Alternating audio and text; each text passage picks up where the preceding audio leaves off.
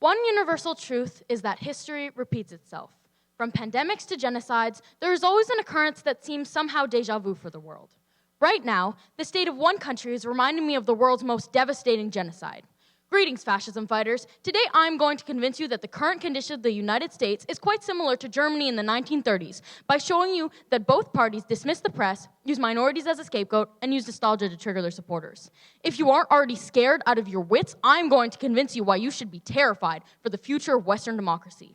To begin, both parties dismiss the press. They both wrongly call out the press by calling the information that they're distributing fake news, or Lügenpresse, which means press of lies in German, when they don't approve of what the news is saying. Trump has even blatantly belittled individual reporters by calling them piggy or terrible person to their face. How ironic. They both have taken away the freedom of the press, with Hitler terminating anti-Nazi newspapers and Trump getting rid of some news companies' workplaces in the Pentagon. Furthermore, Trump has prevented news outlets from doing their jobs by reporting at the White House. This shows that both leaders don't want to own up to things that they have previously said or done, and that they want absolute power over all media. In addition, both the Nazi Party and Trump's regime love to blame minorities for their problems. Hitler blamed Jews for Germany's financial struggle and their loss in the First World War. Trump has blamed immigrants coming from Central and South America countless times for causing the United States fentanyl crisis and for unemployment rates. The Jews had nothing to do with Germany losing World War I, and statistics show that most people that lead drug trafficking into the United States are US citizens. The Wizard of Oz in the movie Wicked said that the best way to bring folks together is to give them a real good enemy.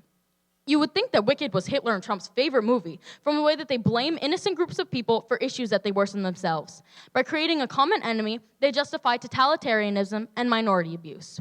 And finally, the last reason why the United States right now is like Germany in the 1930s is because both the Nazi Party and Trump's regime use nostalgia to remind their supporters of a time when their nation was stronger and to let them know that they are trying to capture that again.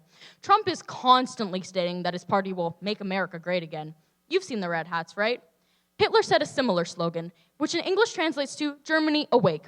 He was basically telling the people of Germany to wake up so that their nation can obtain their full potential once more, in the same way that Trump is trying to brainwash the American population into believing that he will return them to a glorious time.